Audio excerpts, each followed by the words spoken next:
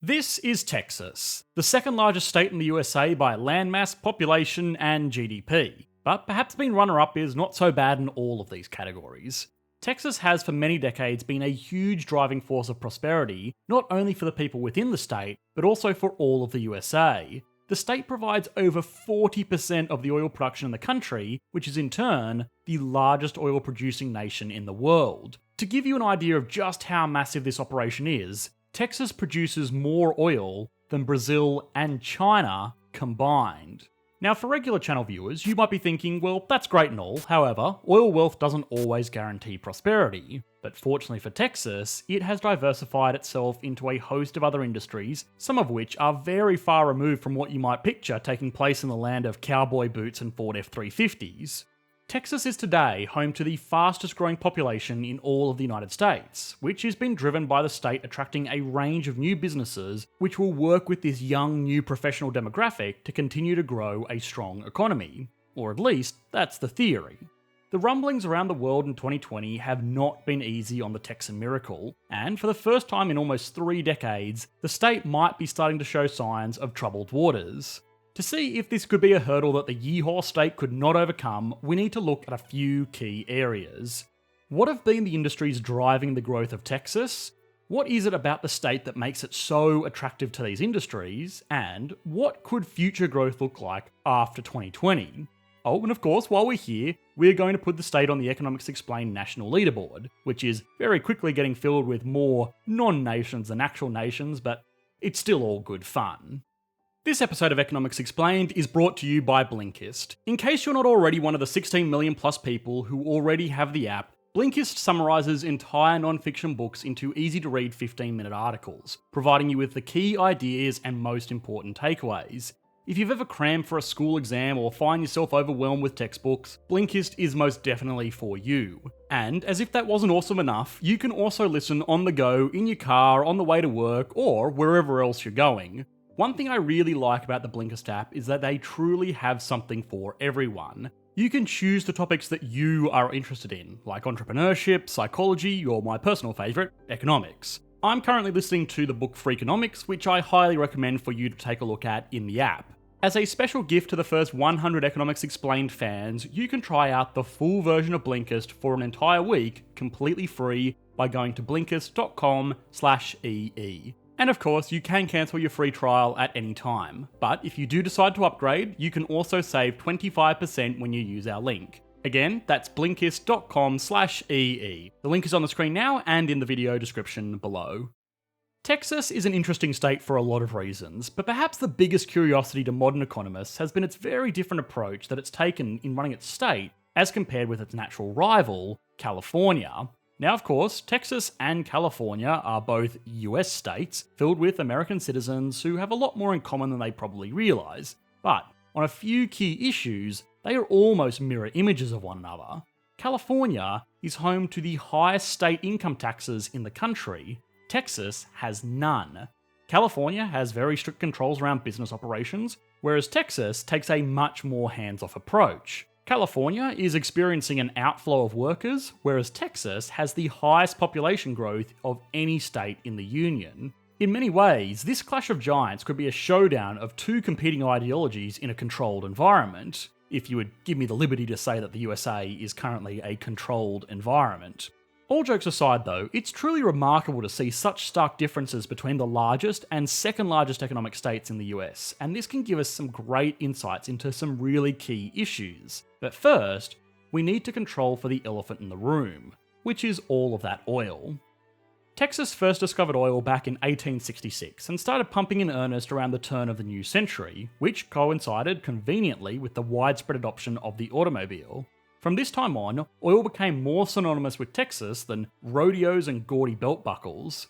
The oil boom around the nation at this time gave rise to, among others, John D. Rockefeller, who was the wealthiest American to ever live, at least for now. Go and watch Business Casual's video on Rockefeller if you're interested in the oil industry around this time period in America. This remained a huge driver of growth in Texas all the way up until the 1960s, when it actually stepped up a gear. This was the time when OPEC was founded, which was an international cartel of oil-producing nations that schemed to artificially raise the price of oil. Now, the USA, and by extension Texas, was not part of this little club, but that doesn't mean that they didn't benefit from it. Since this operation all worked to drive up the price of oil, Texas still stood to benefit because it no longer had to compete with international suppliers on price. This meant it was able to become the de facto oil supplier of the USA, which was quickly becoming a nation that was more and more thirsty for oil. More and more Americans were buying and driving cars while moving into suburban homes that not only required a longer commute in said cars, but were much more demanding on energy to heat, cool, light, and operate. This perfect storm pushed the price of oil to levels that eventually became unsustainable even for Texas, which led to the oil crisis of the 1970s, which did a few things. For starters, it made a lot of Texans very wealthy by being able to basically name their price for their black gold, but it also drove a lot of people to actually monitor how much they were consuming. The good old-fashioned American V8 was traded in for a more efficient 4-cylinder, and the average fuel efficiency of all cars on the road increased by over 30% within a decade. This in isolation probably wouldn't have been a huge deal for Texas. They could just get away with selling less oil for more money and maintaining the status quo. The problem was that this newfound fuel efficiency came in conjunction with a shake-up of the OPEC model as well as discoveries of oil in non-OPEC nations like Norway. I mean, come on Norway, why you gotta do Texas so dirty like this? Anyway, this caused a crash in oil prices, and the debt-fueled cowboys of Texas were no longer able to sustain the massive growth in the state's oil operations and overinflated real estate market. This hit the state incredibly hard, and massive layoffs, bankruptcies, and widespread foreclosures became commonplace throughout the 1980s. From that point onwards, oil production in the region suffered a slow, drawn-out decline as foreign oil just became more cost competitive. However, what doesn't kill you only makes you stronger, and Texas learnt a valuable lesson. Never go all in on a single hand, no matter how good the cards are that you've been dealt. With this, it decided to start efforts to attract something far more lucrative than black gold. It went digging for business. Back during the oil rush of the mid-20th century, Texas was not a particularly attractive destination for most businesses outside of oil. Despite having no personal income taxes and business taxes that are less than 1%, the state still presented a lot of problems for budding entrepreneurs or corporate types. For starters, it was very expensive. During the boom in property prices from the 1960s onwards, real estate in major cities like Dallas and Houston was simply cost prohibitive to businesses that were not going to directly benefit from that oil revenue. Beyond this, Texas had somewhat of an image problem. A global headquarters in New York gave people the impression of an established big-time corporation. A headquarters in San Francisco or Seattle was for the up-and-coming tech geniuses shaping the digital age, and a HQ in Dallas or Houston was for T-Boone Pickens. It sounds vapid, but these are the considerations companies make when they are establishing their base of operations. They want to be in and amongst their peers to get their share of ideas, talent, and investment. Silicon Valley, for example, is not particularly remarkable for any reason other than the fact it's the de facto epicenter of technology companies in the USA. In fact, with high taxes, high cost of living, bad traffic, and earthquakes, it's kind of terrible. Nonetheless, if you want to get started and operate in the tech space, you need to be in Silicon Valley. But this has all slowly started to change. As Texas became less and less of an oil state, it made more room for businesses who were attracted to its otherwise enticing cities. If you were a senior manager for a company and you had the option of living in New York or Dallas, you would actually be very silly to pick New York, all other things being equal. A $600,000 house in Dallas looks like this. A $600,000 house in New York looks like this. And in the age of instant communication and cheap air travel, being out of the action isn't a huge deal. In fact, this location may be a blessing. The top companies in Texas is a list that is no longer dominated by oil giants. Sure, they are still there, but they are not nearly as influential as companies like 7-Eleven, Dell, AT&T, or American Airlines, all of which have operations all across the nation and the world, and benefit greatly from this central location without committing to one coast or another. The growth of these companies, as well as smaller businesses, has been particularly strong in the last decade as more cost-conscious institutions have started shopping around for a place to call home, rather than just settling wherever they happen to be founded. This has only been accelerated by the fallout of the coronavirus, where working remotely is no longer an option, it's a necessity. Most networking is no longer done in flashy offices, it is done on Skype calls. So there is no need to pay 5 times the rent and 15 times the tax for an office in California when you can have exactly the same thing in Texas. In our video on the Golden State, we noted a mass exodus of people leaving for exactly the same reasons. And guess where they're all going? It's primarily to Nevada and Texas. This shift is perhaps best typified by one particular technology company that has also started to make this leap. Tesla is about the most California company you could possibly imagine. Saving the environment with technology that may fly in the green smoothie juice bars of LA, but it has no place in Coal Roll in Austin, right? Well, you would think so, but nonetheless, the factory that will be building the company's new Cybertruck will be located in Texas. This image change has also extended into other industries you might not expect. Texas is currently the largest producer of renewable energy in all of the United States, despite having an almost limitless supply of fossil fuels that they could rely on. However, the embrace of new business and technology hasn't completely left the oil industry as a distant memory, but instead it has brought it into the modern day. Oil production in Texas ended its slow, decades-long decline in 2011 with the widespread adoption of a new type of technology: fracking. This technology allowed companies to access huge deposits that were otherwise unattainable. The relatively high price of oil during this time period, mixed with record low interest rates during the aftermath of the 2008 subprime mortgage crisis, meant that these businesses were able to get funding to drill into pretty much anything. Investors had lost out big on mortgage bonds and were looking to channel their money towards something that was easier to understand with a more simple payoff structure. And what could be more simple than profiting from hitting a new supply of black gold? This was a great opportunity for Texas because pumping shale oil is much more expensive than regular oil drilling, so some seed capital was more than welcome. This investment caused a rapid spike in oil production in the region, which made its old nemesis OPEC very angry. Between 2014 and 2016, the price of oil was lowered from $108 a barrel to just $32 a barrel, and this caused 2 major problems. The first problem was the simple one. At this price, shale oil production was no longer profitable. It was barely profitable to operate normal oil wells at this price level. This meant it became extremely difficult to pay back the loans that the oil companies had taken out to fund these drilling sites. Now, this alone wouldn't have actually been a problem. In the world of free money at 0% interest rates, banks were always happy to refinance safe, secured debt. But that brought along problem 2. Most of these loans were written with a security. A security just means something a bank can repossess if the borrower fails to repay the loan. This is pretty much identical to a home loan, where the bank will take the home as a security. This means if a home borrower fails to make their repayments back to the bank, they can repossess the property and sell it to cover that debt.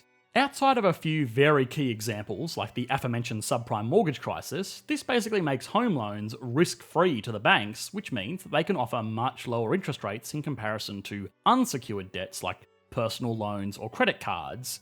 Now, one other key component of writing loans from a bank's perspective is how much headroom they have on the value of this security.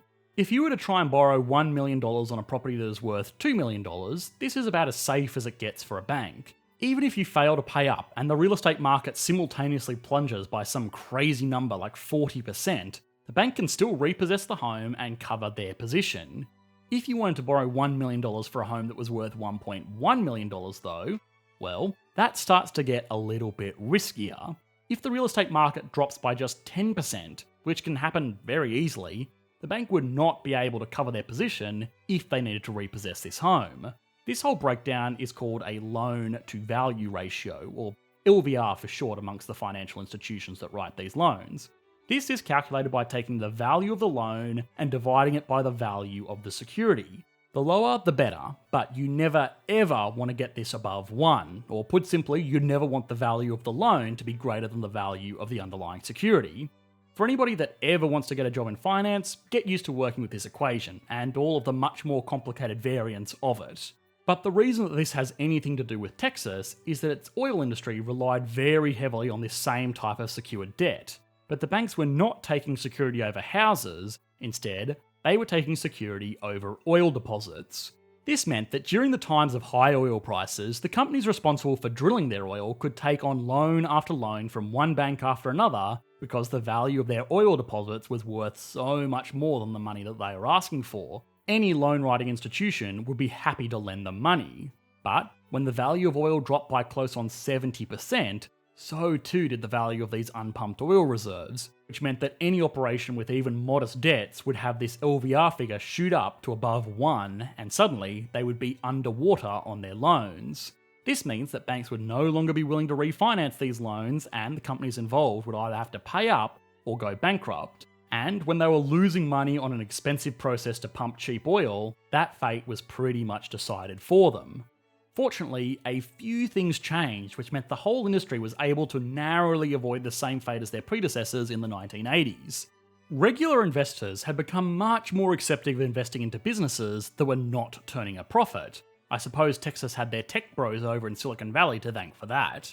This meant that the industry was able to survive the gap until prices rose again to more sustainable levels, which it did until 2020.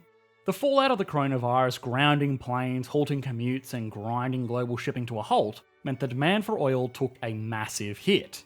This combined with good old OPEC doing OPEC-y things meant that oil for a brief period had a negative value earlier in the year.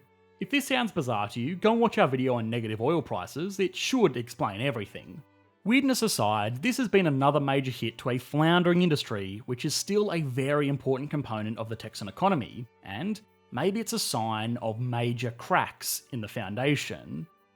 Now, we have joked about the rivalry between California and Texas in this video a little bit, but for better or for worse, this rivalry is real.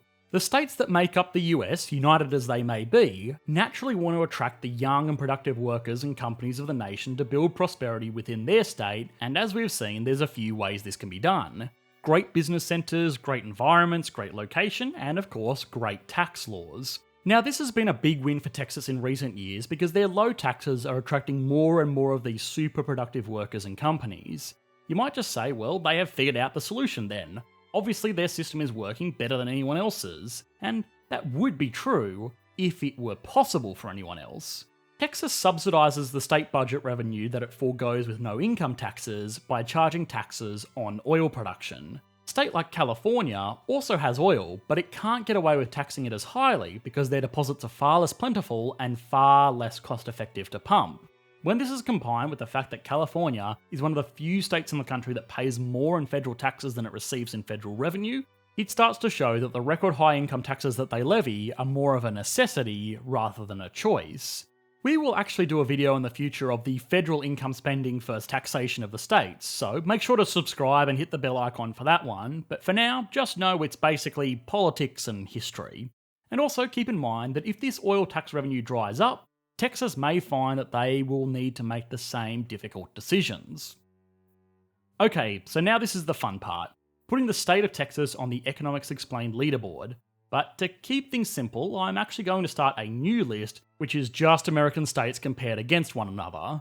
But we are going to keep the scoring criteria the same, not only because California is already done and it would be difficult to go back and fix it, but also so that if you are so inclined, you can still compare these scores to other scores of sovereign nations. So starting with size, the state of Texas has a gross state product of $1.9 trillion, which, just like California, would be a massive economy by national standards. So on that scale, it gets an 8 out of 10. GDP per capita is very strong at just under $60,000 per person. It still falls behind California, but when you consider the lack of state income taxes, combined with the lower general cost of living, it means that most Texans enjoy a higher overall standard of living. Even still, we're working off the metrics, so it gets an 8 out of 10. Stability and confidence is a bit iffy. The state has been hit by multiple huge ups and downs over the decades, but it has always managed to bounce back. In that regard, its oil wealth has been both a blessing and a curse. Nonetheless, it gets a score of 7 out of 10, even if it's just for its resilience.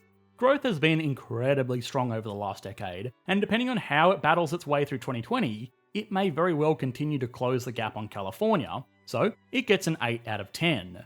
Finally, industry. Now this is a bit of a chicken and an egg. The state is dependent on oil to provide a low tax environment to attract other businesses in order to limit its dependence on that oil.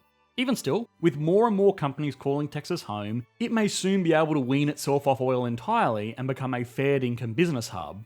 So, it gets an 8 out of 10. This gives the state an average score of 7.8 out of 10, which means it does lose to California for now. So feel free to fight to the death over that in the comments section below. Or, if you would rather, you can read through something more intelligent with Blinkist. Thanks to Blinkist, you no longer have to spend countless hours sifting through books, poring over hundreds of pages in order to extract the key ideas and concepts that matter most. In fact, you can usually read summaries of entire non-fiction books on Blinkist in under 15 minutes. But if 15 minutes is still too much, or if you really just don't like reading, don't worry, Blinkist has you covered. The app also provides an audio version of the summaries, which you can listen to on your next jog, in the car, literally anytime, anywhere. And for those of you that want to dive deeper into a particular title and listen to the full version of the book and not just the highlights, Blinkist has an entire library of full-length audiobooks which you can access conveniently right in the app. I'm listening to the full version of The Wealth of Nations by Adam Smith, which I think you will also enjoy. As a reminder, the first 100 EE fans can try Blinkist completely free for an entire week by going to blinkist.com/EE. And if you decide to upgrade, you can save 25% by using our link, which also supports your favourite Australian economist. The link is on the screen now and in the video description below. As always guys, thanks for watching. Bye.